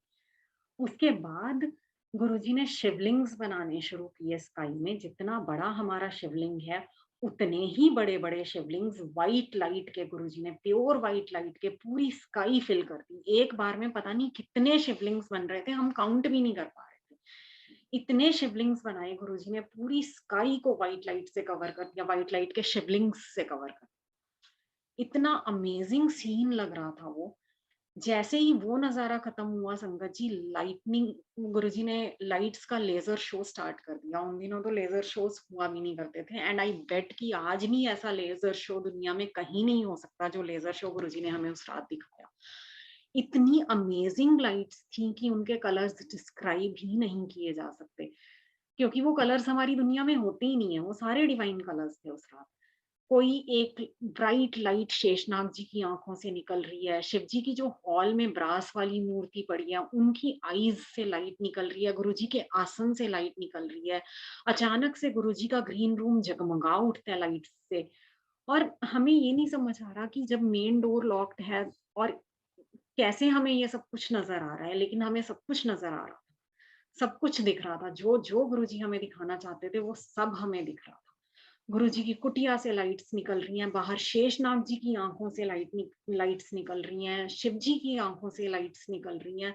हर तरफ गुरुजी ने ऐसे लाइट्स ही लाइट्स कर दी कि वो बियॉन्ड एक्सप्लेनेशन है। हमें ऐसे लग रहा था अगर हम लेफ्ट की साइड देख रहे हैं तो राइट साइड कुछ मिस हो रहा है दर्शन, अगर हम राइट साइड देख रहे हैं तो लेफ्ट साइड वाले दर्शन मिस हो रहे हैं। इतना गुरुजी ने डांस दिखाया उस रात हमें डिवाइन लाइट्स का, विच इज बियॉन्ड एक्सप्लेनेशन। फिर अचानक क्या हुआ कि हाँ, एज़ आई टोल्ड यू कि अचानक से गुरुजी का ग्रीन रूम जो है वो लाइट्स से जगमगा उठता है। अब छोटे लाल भैया हैं मंदिर में, बड़े माली भैया जो हैं गुरुजी के पास एम्पायर एस्टेट गए हुए हैं। हमें ये बता के गए थे कि हम एम्पायर एस्टेट जा रहे हैं, और छोटे लाल भैया सोचते हैं कि ज़रूर ऐसा हुआ होगा कि जब बड़े माली भैया ने मंदिर बंद किया था ना, उस टाइम इलेक्ट्रिसिटी कट लगा हुआ था, उन्होंने लाइट के स्विचेस चेक नहीं किए होंगे, ऐसे ही बंद कर दिया होगा पूरा मंदिर, और एक रूम की लाइट चलती रह गई। शायद इसीलिए वो लाइट अब आ गई होगी, उन्होंने इलेक्ट्रिसिटी कट हटा दिया होगा, इलेक्ट्रिसिटी रिस्टोर कर दी होगी, और इस वजह से वो लाइट हमें रूम में नज़र आ रही है। पहले तो वो जाने लगे कि मैं देख के चेक करके आता हूँ कि मैं स्विच ऑफ कराता हूँ लाइट को, नहीं तो सारी रात जलती रहेगी। अब जाने से पहले उन्होंने सोचा कि मैं एक बार ना लाइट चला के देख लेता हूँ, इस रूम की लाइट चला के देख लेता हूँ कि इलेक्ट्रिसिटी रिस्टोर हुई भी है या नहीं। और जैसे ही उन्होंने लाइट जलाई, लाइट नहीं थी, electricity cut was still there. तो फिर उनको भी रियलाइज़ हो गया कि नहीं, आज तो गुरुजी बहुत अमेज़िंग दर्शंस करवा रहे हैं, तो कोई फ़ायदा नहीं है जाने का, यहीं रहते हैं, यहीं से दर्शन करते हैं कि क्या दर्शन हो गए। ठीक है जी, वो भी वहीं रुक गए। अचानक से क्या होता है संगत जी, अपना जो शिवलिंग है, उस शिवलिंग के ठीक नीचे मेन हॉल के अंदर एक व्हाइट कलर का स्ट्रक्चर अपीयर हो। अब वो इतना ऊँचा स्ट्रक्चर है कि हमें क्लियरली वो नज़र आ रहा है। मेन गेट पे खड़े होके हमें ये लग रहा है कि कोई या तो इंसान है अब हॉल के अंदर, और तो कुछ हो नहीं सकता। हमें पता ही है कि हॉल के अंदर और कोई स्ट्रक्चर है ही नहीं है। शिव जी की ब्रास वाली मूर्ति है, गुरु जी का आसन लगा हुआ है, या और जो भी है, मतलब बहुत लिमिटेड सी एक वो है मेन हॉल के अंदर जो भी चीज़ें रखी हुई हैं। तो व्हाइट कलर की तो कोई चीज़, वो भी इतना बड़ा स्ट्रक्चर हो ही नहीं सकता, ज़रूर कोई हॉल के अंदर है। अब हम सबको यही लग रहा है कि शायद माली भैया ने ध्यान से नहीं देखा, हॉल में कोई रह गया, और वो इंसान अब खड़ा होके या तो नॉक कर रहा है, मतलब somehow he is trying to come out और गिविंग इंडिकेशंस कि मैं यहाँ पे हूँ, मुझे निकालो यहाँ से। अब हम सब लोग ये सोच तो रहे हैं, लेकिन हिम्मत किसी की नहीं हो रही कि जाके देख के आए कि कौन है वहां पे। क्योंकि हमें ये लग रहा है कि जब मेन हॉल का मेन डोर लॉक्ड है, तो हमें वो चीज नजर नहीं आ सकती जो मेन शिवलिंग के बिल्कुल नीचे हॉल के सेंटर में है। फिर हमें वो नजर कैसे आ रहा है? अब एक बार तो छोटे लाल भैया ने मेन डोर की चाबियां उठा ली मंदिर की कि मैं देख के आता हूँ, कोई ना कोई लॉक हो गया है गलती से। अचानक से पापा बोलते हैं कि अरे, ये तो गुरुजी अमरनाथ जी के दर्शन करवा रहे हैं। पापा कहते हैं कॉलेज डेज में हम अमरनाथ जी की यात्रा पे गए थे, वहां जो स्नो का शिवलिंग बनता है, ये तो गुरुजी उसी के दर्शन करवा रहे हैं। तो हम सबको लगा कि हाँ, बिल्कुल वैसा ही स्ट्रक्चर है ये शिवलिंग के। बर्फानी बाबा बर्फानी जिनको कहा जाता है, उन अमरनाथ जी के भोलेनाथ के दर्शन करवा रहे हैं गुरुजी।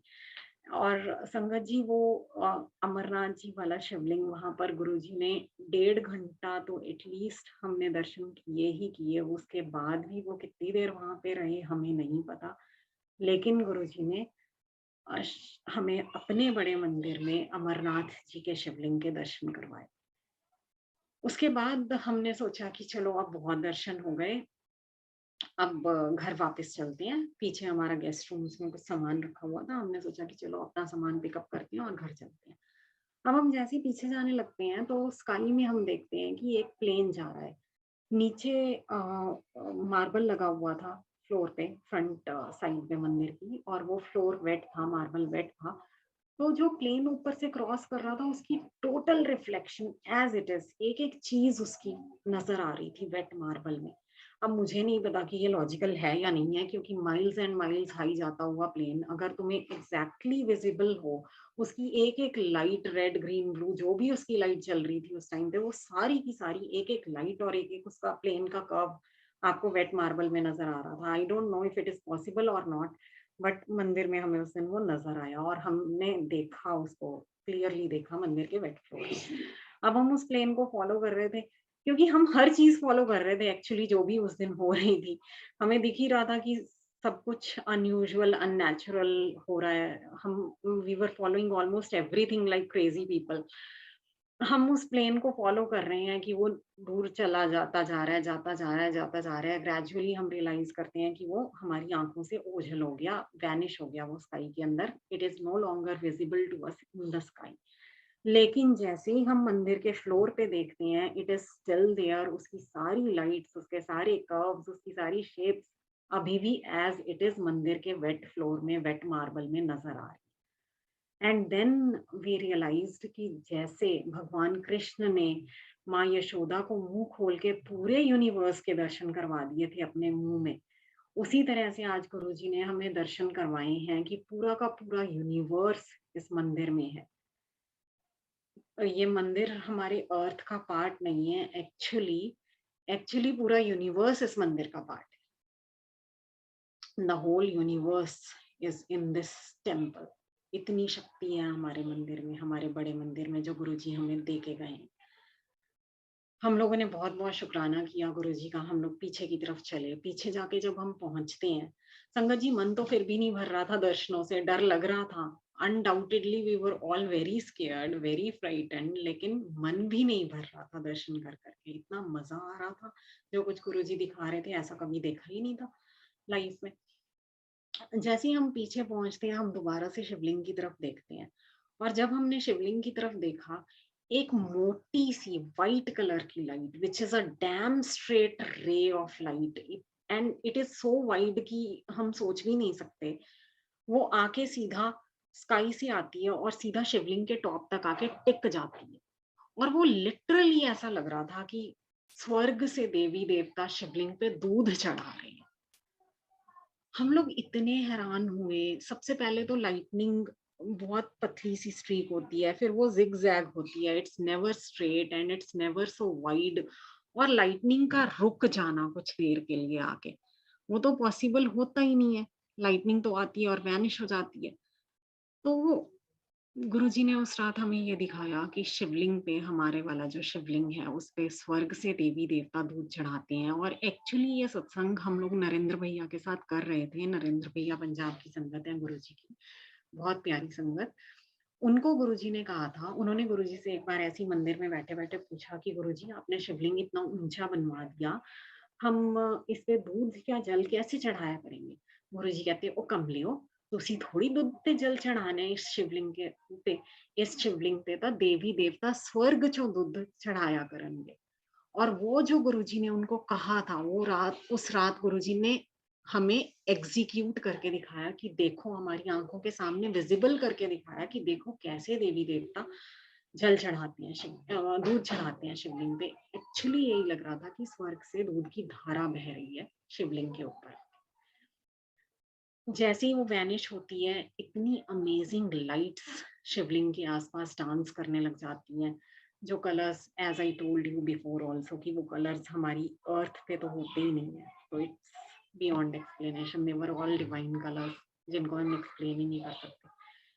सडनली एक मोटी-सी रेड कलर की लाइट गुरुजी की कुटिया में से आती है और ऐसे लगता है कि जैसे मेन हॉल में आके वो ब्रास की मूर्ति में समा जाती है। इतने दर्शन करवाए उस रात गुरुजी ने। अब संगत जी ये था कि बारिश बिल्कुल रुक चुकी थी, हवा चल रही थी और बहुत तेज़ हवा चल रही थी। इतनी तेज़ हवा चल रही थी कि जो कुछ गीला भी था वो भी ऑलमोस्ट सूख गया था, हमारे कपड़े ऑलमोस्ट सूख गए थे। We were almost dry. पूरे पेड़-पौधे एक डायरेक्शन में झुके हुए थे, but to our utter amazement जिस साइड हवा चल रही थी, जिस डायरेक्शन में हवा चल रही थी, सारे पेड़-पौधे उससे ऑपोज़िट डायरेक्शन में झुके। मंदिर के हर एक पौधे का हर एक पत्ता हवा की ऑपोज़िट डायरेक्शन में झुका हुआ था। उस दिन मुझे नहीं पता था but recently my father told me कि जगन्नाथ धाम जो है वहाँ पे मंदिर के ऊपर जो फ्लैग लगा हुआ है उन उसकी एक ख़ासियत है कि वो हमेशा हवा की ऑपोज़िट डायरेक्शन में ही लहराता है। तो उस रात गुरुजी ने हमें जगन्नाथपुरी के भी दर्शन करवाए। गुरुजी ने ये दिखाया कि हर तीर्थ, हर धाम, हर चीज़ है मंदिर में, हर शक्ति मंदिर में विद्यमान है। तो ये हम अभी देख ही रहे हैं, सारी आवाज़ें बंद हो चुकी थी, सिर्फ़ हवा की थोड़ी-थोड़ी साँई-साँई की आवाज़ आ रही थी। बारिश टोटली रुकी हुई थी, पानी की आवाज़ कहीं से भी नहीं आ सकती थी, लेकिन सडनली जो हमें पीछे से मंदिर की व्हाइट वॉल दिख रही थी, हमें ऐसा लगा कि उस वॉल के आगे की तरफ पानी बह रहा है। पानी की कल, कल, कल, कल की आवाज़ से शुरू हुई, बिल्कुल हल्की-सी आवाज़ से शुरू हुई और वो पानी किस डायरेक्शन में फ्लो हो रहा है, ये भी हमें पता चल रहा था, इतनी क्लियर वो वॉइस थी पानी की बहने की। हम फिर से खुश होने लगे कि हाँ, गुरुजी दिखा रहे हैं कि गंगा यमुना बहती है मंदिर में और शायद हमें वही दोबारा से गुरुजी पानी की आवाज़ से हमें रीअश्योर करवा रहे हैं कि कर लो दर्शन आज, हर चीज़ के दर्शन कर लो तुम।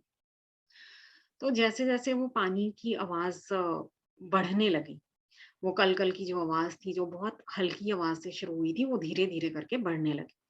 अब मैं बहुत एक्साइटेड थी, बहुत खुश हो रही थी and I was like wow Guruji, wow thank you Guruji, wow Guruji, wow Guruji, जय गुरुजी, जय गुरुजी, ऐसे-ऐसे करके मैं कर रही थी, पानी की आवाज़ सुन-सुन के।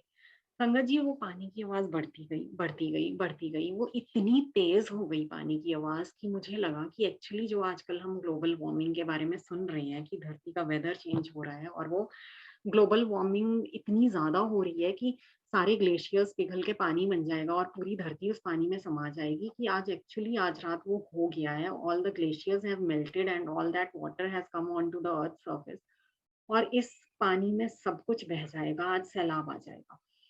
मुझे यही लगा। And that moment, I covered both my ears with both my hands and I shouted, Guruji, bus. And believe me, as soon as I said that, वो पानी की आवाज बिल्कुल बंद हो गई। जो ग्रेजुअली धीरे धीरे धीरे धीरे करके बढ़ती जा रही थी, वो पानी की आवाज वहीं बिल्कुल बंद हो गई, जैसे किसी ने म्यूट का बटन प्रेस कर दिया एकदम से। और मम्मा आए मेरे पास, मम्मा ने मुझे कहा कि आरती तूने क्या कर दिया? गुरुजी इतने बढ़िया दर्शन करवा रहे थे, पता नहीं क्या-क्या दर्शन गुरुजी और करवाते, तूने सारे बंद करवा दिए। मैंने कहा मम्मा दर्शनों का तो ठीक है, लेकिन दर्शन ऐसे होने चाहिए ना जिसे तुम टॉलरेट तो कर सको, मुझे तो हार्ट अटैक हो जाता।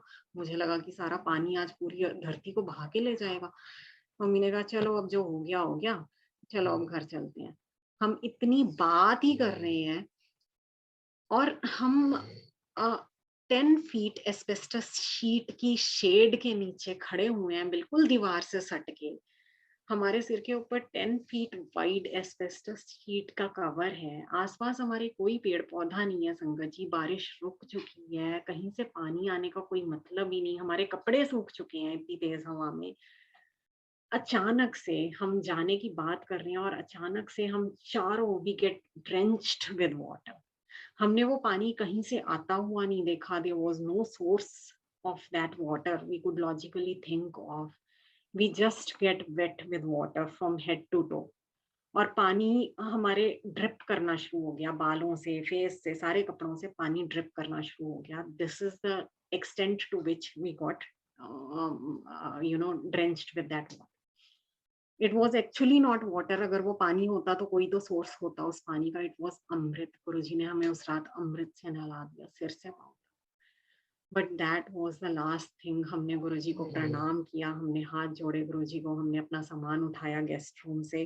We ran straight to our car और जो चाबी तब गाड़ी में लगाई, जब वो स्टार्ट की गाड़ी, हमने मंदिर से स्टार्ट की और सीधा नोएडा अपने घर जाके ही ब्रेक्स लगाए। We were so scared.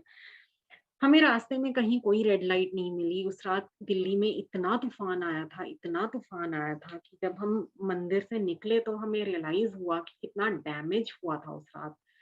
इतने बड़े-बड़े ट्रीज़ अपरूट हो गए थे। जगह-जगह एक्सीडेंट्स हुए पड़े थे क्योंकि कहीं कार के आगे ट्री गिरा हुआ है, कहीं कार के ऊपर ट्री गिरा गिरा हुआ है। काफ़ी डैमेज हुआ था उस रात, काफ़ी एक्सीडेंट्स हुए थे उस रात रोड्स पे। लेकिन गुरुजी ने हमें आँच नहीं आने दी। हमें कुछ गुरुजी ने बिल्कुल सेफली घर पहुँचा दिया था, मंदिर से निकलने के बाद। और तब हमें रियलाइज़ ये भी हुआ कि जिस तूफ़ान ने इतने बड़े-बड़े ट्रीज़ उखाड़ दिए, मंदिर में संगत जी किसी एक पौधे का एक पत्ता भी नहीं टूट रहा था उस रात। किसी एक पौधे का एक पत्ता भी नहीं टूटा था। इतनी शक्ति है हमारे मंदिर में। इतने ब्लेस्ड हैं हम लोग कि गुरुजी ने वो मंदिर हमारे लिए बनवाया, हम लोगों को ब्लेस करने के लिए। हम लोगों को कितने नज़ारे देखने को मिलते हैं मंदिर में। आज भी दर्शन होते हैं, बहुत दर्शन होते हैं मंदिर में और भी बहुत दर्शन हुए उसके अलावा। लेकिन ये सबसे बड़े दर्शन थे जो गुरुजी ने हमें उस रात करवाए, साढ़े 5 घंटे के दर्शन। उसके बाद फिर हमें माली भैया लोगों ने बाद में बताया कि मंडे रात को आप लोग घर चले गए। उसके बाद ट्यूसडे को जब हम सुबह उठते हैं, तो पीछे बैकयार्ड में मंदिर के इतनी ज़्यादा सैंड थी, इतनी ज़्यादा मिट्टी पड़ी हुई थी and that sand was not normal मिट्टी, that was silt, a type of sand that is found in river beds. और इतनी लेयर्स की लेयर्स चढ़ी हुई थी उस सिल्ट की बैकयार्ड में मंदिर के कि हमें घंटों लग गए। हमें दोपहर का 1 बज गया था उसकी सफाई करते हुए। हमने इतनी व्हील बैरोज़ भर-भर के उस सैंड को निकाला। हमें यही था कि कहीं गुरुजी आ गए और मंदिर गंदा हुआ तो बहुत अच्छा बुरा लगेगा, ठीक नहीं लगेगा। तो हमें जल्दी से जल्दी मंदिर की सफाई करनी है। कहते जैसे ही 1 बजे तक हम सफाई करके फ्री हुए, मंदिर बिल्कुल चमका दिया हमने, वैसे ही मंदिर का मेन गेट नॉक हुआ। When they opened the door, Guruji walked inside the temple. Guruji generally क्या, हमेशा ही जब भी मंदिर आते थे, गुरुजी किसी ना किसी संगत के साथ होते थे। गुरुजी अकेले कभी भी नहीं आए मंदिर, लेकिन उस दिन गुरुजी बिल्कुल अकेले थे। गुरुजी ने किसी से बात नहीं की मंदिर में, गुरुजी कहीं रुके नहीं, गुरुजी मंदिर में एंटर हुए, गुरुजी ने पूरे मंदिर का एक राउंड लिया और गुरुजी वापस चले गए। अब सबको मालियों को भी ये समझ आ गई थी कि कल रात जो कुछ हुआ, गुरुजी उसको शांत करने आए हैं या जो भी ब्लेसिंग देने आए हैं, गुरुजी अपना काम करके चले गए। वेडनेसडे को, which was again a non sangat day, उन दिनों संगत 4 दिन हुआ करती थी, Thursday, Friday, Saturday, Sunday. Monday, Tuesday and Wednesday used to be non sangat days. वेडनेसडे को गुरुजी ने कॉल करके 2 अलग-अलग संगत के लोगों को कहा कि बड़े मंदिर जाके आओ, मैं मंदिर च होर भी एनर्जी भर के आया। तो उनको ये बात तो समझ नहीं आई कि और भी एनर्जी भर के आया का क्या मतलब हुआ, लेकिन उनको लगा कि ठीक है, गुरुजी ने आदेश दिया है, बड़े मंदिर जाना है तो बड़े मंदिर चलते हैं। वो गए बड़े मंदिर, माथा टेक के वापस आ गए। थर्सडे को अ, हम लोग इतने ज़्यादा एक्साइटेड थे गुरुजी से शेयर करने के लिए कि मंडे को क्या-क्या हुआ मंदिर में, हमें समझ नहीं आ रहा था कि कहाँ से शुरू करेंगे, क्या कहेंगे गुरुजी को जाके। हम यही सारी प्लानिंग करते हुए चारों कार में जा रहे हैं। गुरुजी के पास एम्पायर एस्टेट पहुँचते हैं। अभी हमने एम्पायर एस्टेट के हॉल के अंदर जाके स्टेयर्स भी नहीं नीचे उतरे थे कि गुरुजी ने दूर से ही आवाज़ लगा के, गुरुजी आसन पे ऑलरेडी विराजमान थे जब तक हम पहुँचे। गुरुजी ने वहीं आसन से ही आवाज़ लगा के पापा को कहा, "क्यों सिंगला, देखे फिर नज़ारे?" एंड पापा वाज़ लाइक, "हाँ जी गुरुजी, इतने नज़ारे दिखाए आपने, इतनी ब्लेसिंग्स शावर की, अपनी इतनी पावर्स दिखाई मंदिर की हमें। गुरुजी उस दिन तो शिवलिंग से गंगा यमुना।" गुरुजी कहते, "ओ मैनू की दसदे? मैं तो सब कुछ किता ही है, इन्हां नू दस।" Arun Shourie uncle was pressing Guruji's feet that time. Guruji ने इशारा करके कहा कि इनको सुनाओ। तो देन पापा sat down there besides Guruji's आसन, और जैसे ही पापा ने नरेट करना शुरू किया और सारी बातें बतानी शुरू की, तो उन 2 संगत के अंकल आंटी ने हमें कहा कि हाँ, गुरुजी ने वेडनेसडे को हमें भी फ़ोन करके बोला था कि बड़े मंदिर जाके आओ, दर्शन करके आओ, और भी एनर्जी भर के आया हूँ। तो हमें उस दिन नहीं समझ आई थी ये बात गुरुजी की, आज समझ आ रही है कि और भी एनर्जी भर के आया हूँ का क्या मतलब है। कि ऑलरेडी मंदिर में इतनी पावर्स हैं, जो हमारी इमेजिनेशन के मच मच बियॉन्ड हैं। तो जब गुरुजी स्पेशली ब्लेस करके आते हैं मंदिर को जाके, तो कितनी एनर्जी भर के आते होंगे गुरुजी हमारे लिए मंदिर में। फिर एक आंटी ने हमें बताया, जो एम्पायर स्टेट के बिल्कुल पास ही रहते हैं, उन्होंने हमें कहा कि मंडे को जब ये सब कुछ चल रहा था आपके साथ बड़े मंदिर में, उस टाइम पे जब बारिश हो रही थी, उस टाइम पे गुरुजी फ्रंट यार्ड में बैठे हुए थे एम्पायर स्टेट के, और मैं गुरुजी के चरण दबा रही थी, और गुरुजी सडनली कहते हैं, "आज दर्शन करवाते, आज सब तो बड़े दर्शन करवाते।" तो आंटी कहते हैं, मुझे समझ ही नहीं आया कि गुरुजी ने किसको दर्शन करवाए, क्या दर्शन करवाए और कहाँ दर्शन करवाए। कहती मुझे कुछ नहीं समझ आया उस टाइम पे, लेकिन गुरुजी से पूछने का तो मतलब ही नहीं होता था। गुरुजी ने जो कह दिया, ठीक है कह दिया। कहते आज जब आप सुना रहे हो तो मुझे रियलाइज हो रहा है कि गुरुजी तब बड़े मंदिर की बात कर रहे थे कि आप लोगों को दर्शन करवा रहे थे गुरुजी। और संगत जी, बड़े माली भैया के साथ ये हुआ कि वो बड़े मंदिर से निकल गए। गुरुजी ने उनको कहा कि एम्पायर एस्टेट आओ। जैसे ही वो बड़े मंदिर से निकले, थोड़ी दूर जाके ही वो आंधी तूफान बारिश शुरू हो गई। उनको शेल्टर लेना पड़ा किसी एक शॉप में, वहाँ पे विलेज में। वो वहीं के वहीं रह गए, वो एम्पायर स्टेट पहुँच नहीं पाए, क्योंकि जब तक तूफान थमा तब तक बहुत लेट हो चुका था। तो ही थॉट कि अब एम्पायर स्टेट जाने की कोई सेंस नहीं बनती, मैं गुरुजी के दर्शन के लिए फिर कभी चला जाऊँगा। So the whole time we were having darshan in बड़े मंदिर, he was sitting in some shop in a nearby village. उनके वो सारे ही दर्शन मिस हो गए। वो ना गुरुजी के पास पहुँचे और ना ही वो दर्शन कर पाए। गुरुजी की एक-एक चीज़ कैलकुलेटेड होती है, किसको कहाँ, कब, कैसे, क्या दिखाना है, वो सब गुरुजी के हाथ में है, और वो सब गुरुजी ने खुद निश्चित किया होता है। हम लोग कुछ नहीं कर सकते उसमें। उसके बाद मम्मा ने मुझे फिर समझाया। मम्मा कहते, "आरती देखा, गुरुजी हमेशा कहते हैं ना कि मंगिया ना करो मैथों। तूने कहा था ना कि गुरुजी कैलाश की थोड़ी-सी ठंड इधर भेज दो।" गुरुजी ने पूरे बड़े मंदिर को कैलाश ही बना दिया। And now you were the first one two scream out कि गुरुजी बस करो।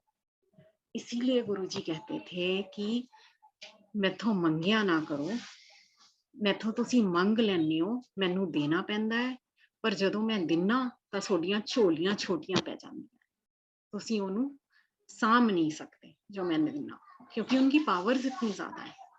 हमारी डिमांड्स लिमिटेड होती हैं, हमारी हमारी लिमिटेशंस में होती हैं, लेकिन जब गुरुजी देते हैं वो अनलिमिटेड देते हैं और उसको हम संभाल नहीं सकते। उस टाइम पे हमारी झोलियां छोटी पड़ जाती हैं। This is what my mom told me कि ऐसे मत मांगा करो गुरुजी से। गुरुजी को अपनी बहुत जब तक अपना बहुत पावर लगानी पड़ती है फिर हमें वो सब कुछ देने में, और उसके बाद हम संभाल भी नहीं सकते उस चीज को, हम खुद ही डर के बैकआउट कर जाते हैं। और संगत जी गुरुजी बहुत कहते होते थे, जब फिजिकली भी गुरुजी थे तो गुरुजी कहते थे कि सुनाओ ये दर्शन सुनाओ। ये लाइट ऑफ डिविनिटी में लिखे हुए नहीं है दर्शन, क्योंकि गुरुजी ने इनको लिखने को नहीं कहा था। गुरुजी हमेशा यही कहते थे कि संगत को सुनाओ। और मुझे आज भी याद है, जब भी हम संगत को ये दर्शन सुनाते भी थे तब भी संगत यही कहती थी कि it seems like a fairy tale, it sounds like a fairy tale. वो कोई सच्चाई लगती नहीं है उन दर्शनों में, वो सिर्फ एक इमेजिनेशन, इमेजिनेशन भी ऐसी नहीं हो सकती, वो कहते सिर्फ एक फेरी टेल लगती है, प्योरली फिक्शनल वर्क लगता है। और मुझे भी संगत जी यही लगता है कि शायद अगर मैंने वो दर्शन खुद अपनी आंखों से ना किए होते, अगर गुरुजी ने उस टाइम पे हमें वो टाइम ना दिया होता, तो प्रोबेबली मेरे लिए भी बिलीव करना मुश्किल था कि ऐसा भी कुछ कभी हो सकता है। लेकिन गुरुजी के दरबार में हर चीज पॉसिबल है, हर चीज पॉसिबल है। संगत जी टाइम बहुत ज्यादा हो गया, लाख लाख शुक्राना गुरुजी आज ये अपॉर्चुनिटी देने के लिए।